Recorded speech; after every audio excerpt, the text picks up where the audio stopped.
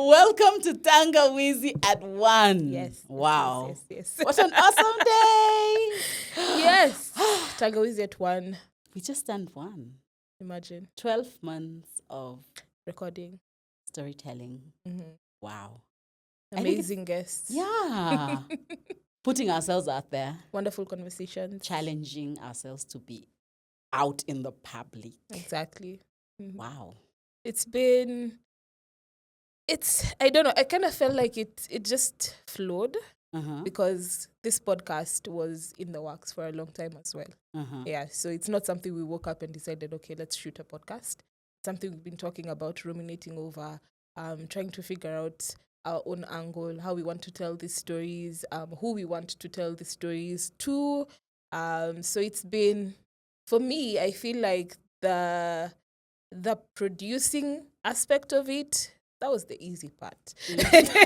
You're making me now reflect, like, are we even one? How far That's a back? good question. Yeah, are we even one? Are we then? really even one? I would say Tangawizi at 1, publicly. Yes. Yeah, but Tangawizi is something we've always been thinking about. It's always been at the back of our heads, that we wanted to like put out stories, and share content and speak to the young people. We just didn't, getting to this space, is something maybe, and even doing it for 12 months, it was something like we don't know how we're going to do it. I remember our first episode, we had laptops. And a script, like a play. Yep. This is what we'll tell them Yes. at minute 20. Mm-hmm. Yeah, and I remember our good friend. Our very good friend, James, yeah. He was like, actually, stop. yeah, stop with the laptops. Stop with the laptops. Yeah. Believe in your ability to storytell. Exactly. Even when we didn't understand what storytelling was about. I think that it's important at 1 then to say Tangawizi has been, it's taken like 4 years to conceptualize Exactly. Yeah. Tangawizi. And even the name wasn't Tangawizi. Right? No. That's the crazy. Yeah. The crazy bit. The name actually wasn't Tangawizi. It was very programmatic. The name we wanted. We wanted to tell you, if you listen to Tangawizi, you're supposed to be this person for you Exactly. to listen to Tangawizi. And I think also that it's a learning curve. It's like having an open mind, and also involving many people who can actually like put in good advice and good feedback, for our growth and for connecting with the audience, right? It's painful to take.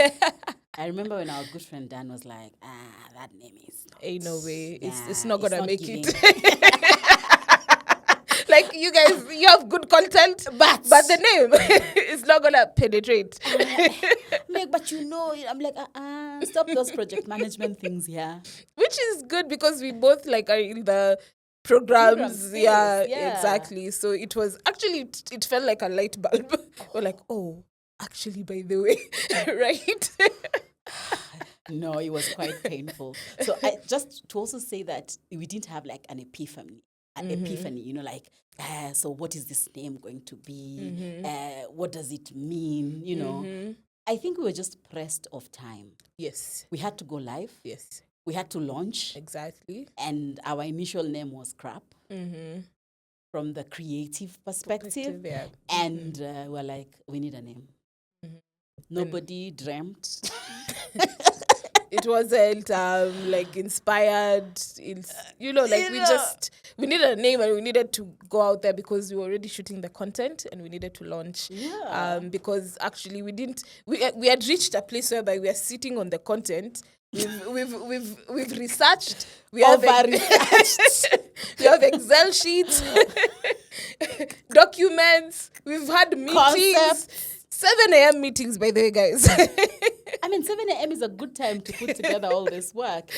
And Tangawizi was just born out of, leaving it to mean whatever it means. And I remember Dan saying that, like, allow everybody to create a meaning out of what they get from the space. And I think even moving forward, post Tangawizi, either for you at 5, for us at 5, for our viewership at 1, for it to mean whatever it means to you, yeah? But then we envision it to be a very inclusive space. Exactly. Where we can, empower, engage, involve young, older, and even that intergenerational link, as much as we keep saying, oh, youth, but it's evolving to be a very inclusive platform. And also the word youth, is also very inclusive. Yes. So also us trying to create a space whereby it just doesn't feel like also very programmatic, a youth is this age to this age. But then again, what perspectives do people have, out here about being youth, about youthfulness, and what can we learn from one another? Yeah, so for me, it's been such a wonderful, wonderful space. I've learned a lot. And also just, I remember the first few episodes, she would literally notice when I'm nervous and she'd be like, you need to breathe. Because, once the laptops were slammed on that fateful afternoon, I knew that this is how we're going to roll. Yeah. And I was hoping that we don't really have, very over-scripted, over-curated. We just allow a very settled-in experience of just sharing. Yeah. And I think those are the best moments. And we were not coming to this platform to say we are experts. No. We're just coming to say we are trying to break the bias in knowledge sharing. That you don't have to be a certain youth. You don't have to have come from a certain place. You don't have to be youth within the definitions of, political development space. You don't have to be. You just have to feel free to connect with us. Exactly. And that's what we envision to continue having. And also the element of identity, we were like... That was also very big for us because the biggest gap we see in young people is not being able to know who you are at a very I would say good age, right?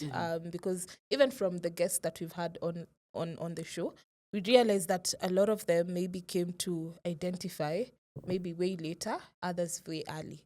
Yeah. So for us is just to provide these resources for young people to pick what they can pick out of these stories and be like, okay, I'm using this and this and this to formulate my identity and how I want to identify out there in the world and to be led by the values that I also identify with. So just that gap. A lot of young people on the internet, right? And the internet has a lot of things.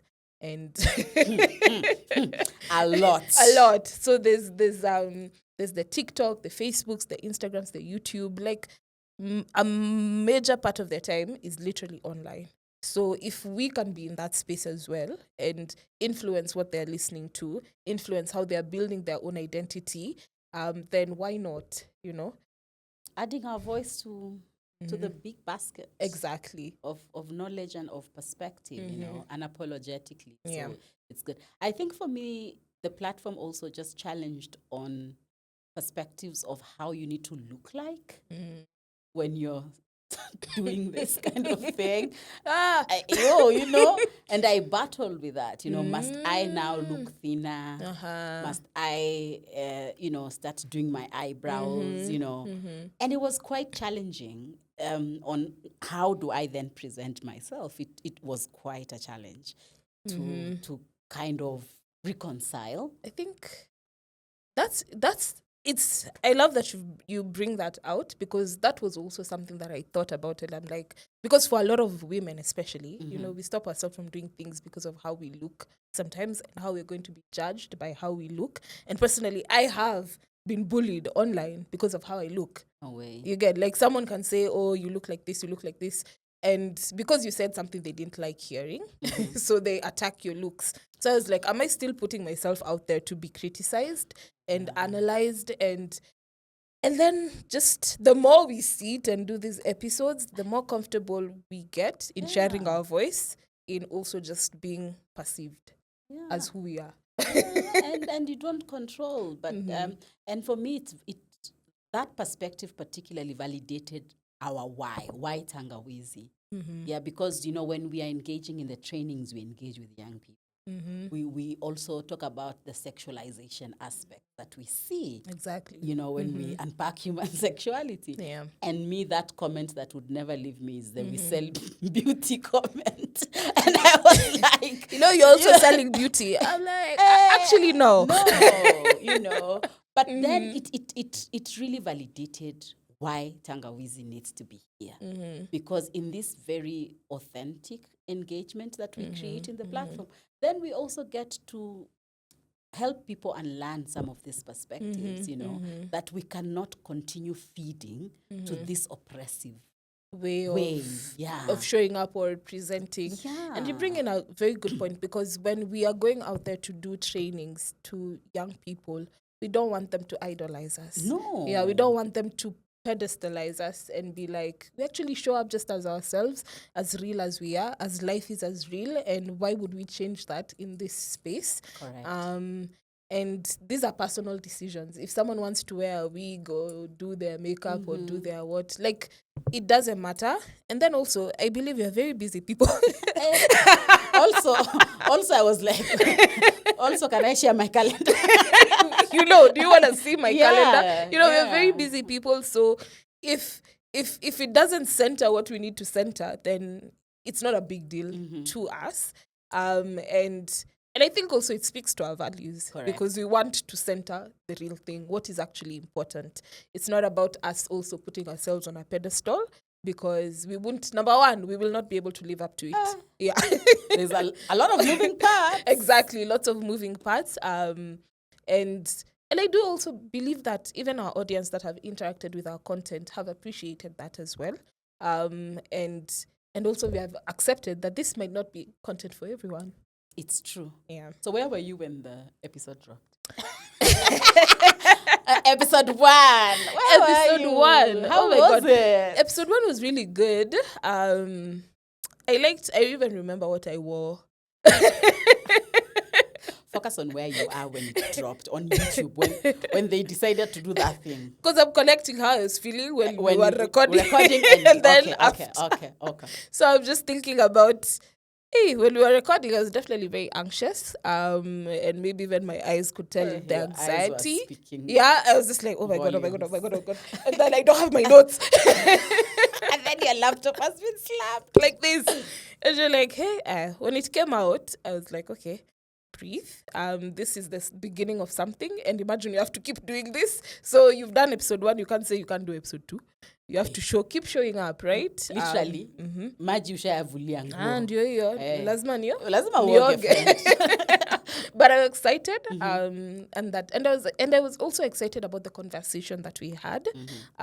Because it was Mark who was on our first episode. I mean, we had to find the people within. We had to look within. Yeah, people who bought into the dream. Exactly. The vision. Yeah. For me, I was in Lamu, and I was grateful that I was there, because the idea I had was like, if they drop this thing, then everybody's is going to start putting like this. The limelight is going to be on me now. So who is this person, digging my stuff? That's the thing that was in my head. And I was in Lamu, and my dear, I had a running stomach, because I'm like, oh my God, now it's out there. Now we have embarrassed ourselves publicly. And there's records. and then I even called to say, you guys have dropped it. Can you just put it down and then give me an hour? Put it down. Just can you pull it down? And give me an hour maybe? I mean, I was so nervous. And also, like, something I think I even brought this to you. I was like, these people have not color corrected our video properly. Oh, yes. And I was like, Dorsila, relax. Just calm down. No. You cannot be the podcaster, the editor, the person holding the lighting. Also, just stick to the one role. Stick to the one role that you have. But also, like, having assessed, those were the anxieties that I was having. Like, it should appear a certain way. It should look a certain way. And there's someone who said something. Like, if you take a picture and you don't like it, that is you. Yeah. So what don't you like? Like, at the end of the day, it is you who is on that picture. Yeah. So what exactly don't you like? Yeah. So what perception do you have of yourself? Exactly. And And it's interesting because right now I realize this podcast has really impacted me in terms of also like my confidence, my ability to speak to people, just showing up and just sharing my views. Thinking about it right now, I'm like, wow, I don't think I've ever at this point I'm like, I see myself, maybe I didn't like the angle that Mamba chose.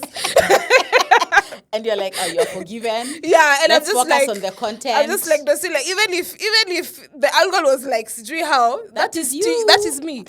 Yeah. I think I like that because it's the daily, those voices that you have in your head when you continue to even, like analyze yourself. Yeah. I like the proper word. It's like also you're looking at yourself and you're putting yourself on a scale. You're like, do I come across as this? Yeah. Am I looking too good? Am I looking flawless? Am I? Which are neither here nor there. No there. It's that the people that are interacting with us, are they feeling the intended warmth, the intended inclusion, the balanced conversation? Yeah. Even when some things, are like choking you and they're not the most comfortable conversations. Exactly. Is that what you feel?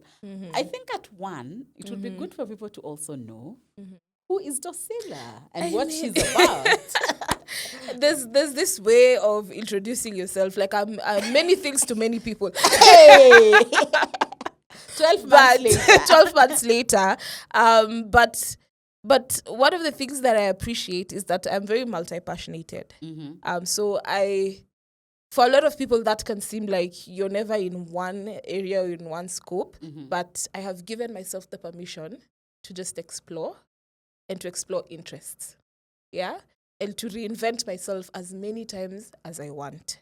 Because I think I used to also judge myself so much because I'm like, Dorsila, but today you're working in corporate business space. The next day you're working in programmatic work. The next day you're shooting a podcast. The next day you're hosting a game night.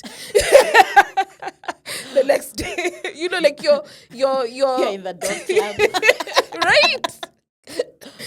There's a time like I was working in, it was business development. I was still in programs work. I was still doing a games night. I was doing a lot of things and I was happy. But I also judged myself because I was like, why can't you just pick one thing and stick to it?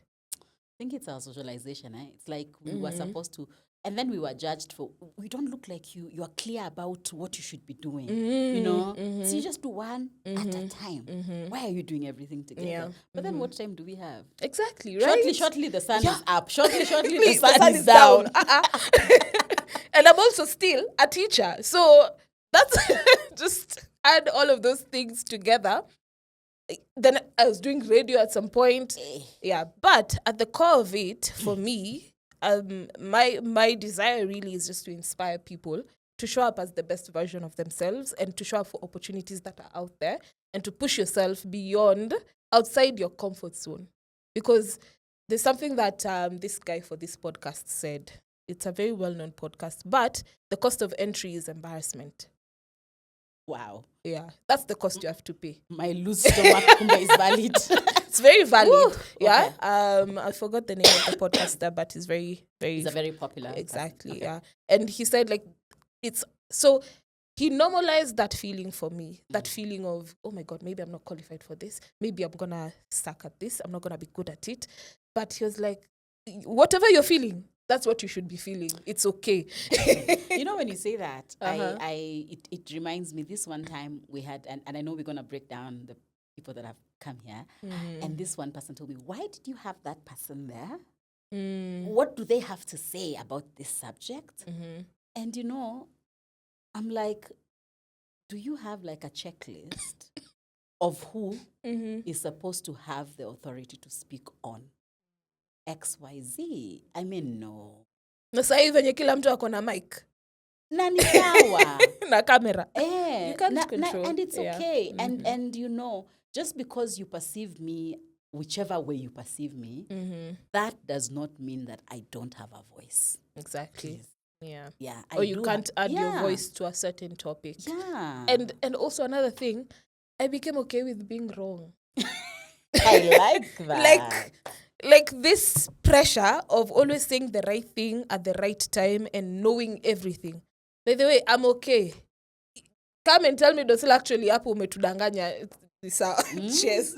It's true. Yeah. Because to me, it gives me an opportunity to sit back and analyze. So if this thought process, maybe it's gonna loopholes. So it also has allowed me to be very open-minded and see that the way I see the world is not the same way that people on TikTok see the world. Everyone sees the world very differently. And even the guests we've had, they shared different perspectives. Others that were like, okay. Like my relative is gonna see this, but it's out there anyway.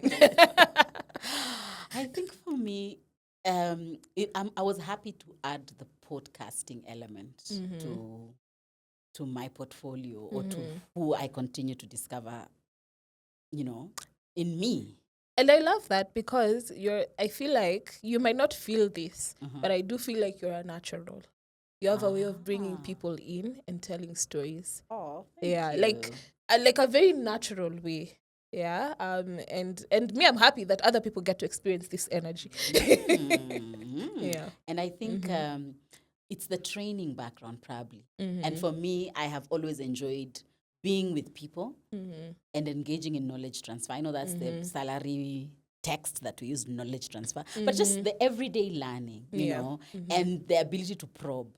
Yeah, so from probing 40 people in a room to just the guests that we have here. Yes, yeah. For me, it was like, wow, what a way to also add value, you know, in a storytelling and getting more people viewing that are out of the room, that might comment things that I am like, what also? You have the nerve to say that. But then it was good because for me as a trainer, I really found a voice in this space. And I mean, and that's just not also what I am. I don't know if I'm now multi-talented, multi-passionate. I believe I've also allowed myself with the time I have on earth, because I don't know how long I have, or we all have, to make sure that I get to experience all the facets of me. I've been very intentional. That thing that if it touches your heart a little bit like this, you're like, can we explore that? Yeah, I mean, are we not registering a new business? You are. You know, and I'm like, why not? You know, so I have allowed myself to train. I have allowed myself to train even in things that sometimes, even before I go to train, I'm like, am I sure? Am I sure I'll pull it? And it happens. I have allowed myself to be very connected to the environment, you know, and I grow my plants and I'm very committed to them. And I value my, you know, spaces where I feel like I'm connected to my forests, you know, the green spaces. I love that. I have allowed myself to enjoy my cooking, you know, and I still believe one day I'll wear Me too, I've allowed myself to enjoy her cooking. I've given myself the freedom. I have allowed myself to be the cool auntie who can babysit my friends' kids and engage them. Like it becomes a very, like a plot, you know, like the kids are like, hey, we're looking forward to go to Mama Ilikia's because she's the one who has, you know, very good things for us, you know. I have allowed myself to be confused in my journey of faith. I have accepted I'm in this confusion, and when it comes to me, it will come to me. Yeah, when the clarity comes, it will come. Yeah. And maybe the clarity is there in the fogginess. Exactly. Yeah. I have allowed myself to pursue my cultural heritage love that I actually. I have allowed myself. I'm like, where are you? I'm in Lamu. Yeah. In some village. In some village, documenting our culture. I have allowed myself, you know, the challenges with standing, the gatekeeping in all these spaces as diverse. I have allowed myself. And sometimes I'm asked, how much time do you have? The same as you, but me, I've allowed myself. Exactly. I have allowed myself to be in events.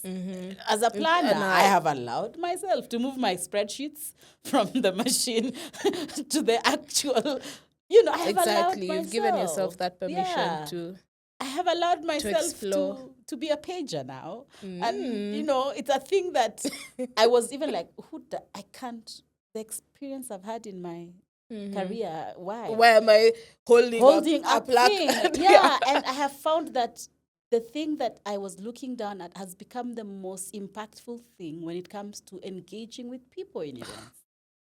That moves me because it really just allows me to see that connecting with people, that's where it's at. You know, when people feel seen and cared for, and the thing, because picture this, you know, in your events work, you're picking people from the airport, you're paging them, yeah.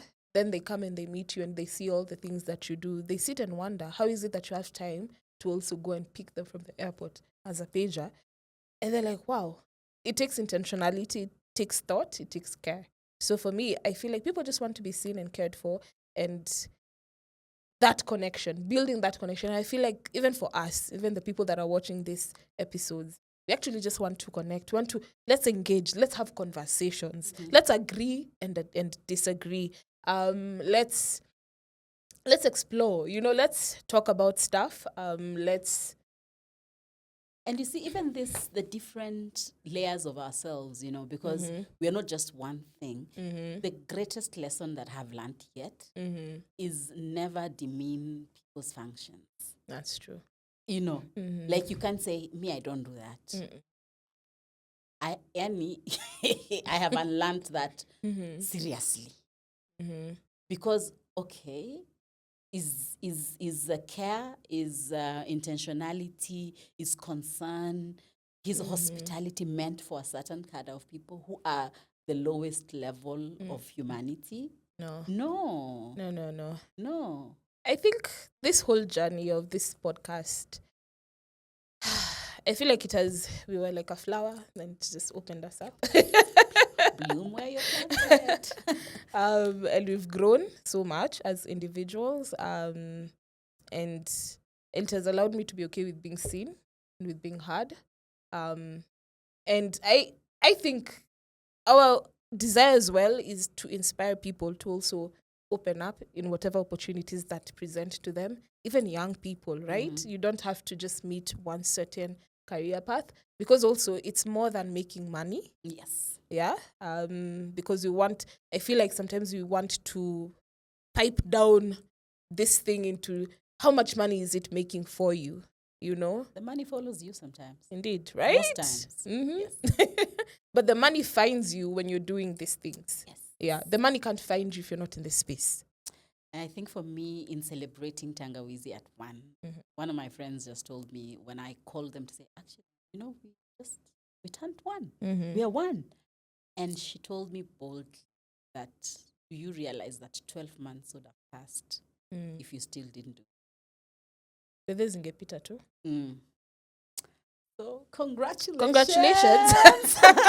Congratulations. And for me, this is because we've recorded when we are tired. Yes. We've recorded when we are like, actually, just let my Sunday be to myself and my family and to my church. We've showed up to the studio. We've recorded 2 episodes in a day. And you know, like we've showed up when we are happy, when we are sad. We've traveled to get episodes. Yo, we've even pursued relationships that are gonna be with us for a long time. Yeah, it's amazing. And I've met people that have really inspired me so much and spoken to my life up until I feel like if I wasn't doing this podcast, I don't think I would have met this person and I would have gotten the message that they had. So for me, I feel like this, as much as it's life-changing to the people that listen, I feel like it's very impactful as well to our personal journeys. To many more. And where we're heading. The sky doesn't exist. So we hope that Tangawizi is like the spice that you always need, you know, to listen to for uplifting, encouraging, inspiring conversations that just give you that extra boost and push to like get off your seat and get things done and explore your desires and dreams and all that stuff. Wow. Happy Tangawizi years. Thank you for being with us always, and welcome more to this amazing Tangawizi journey. Yay. Yay! And keep watching us.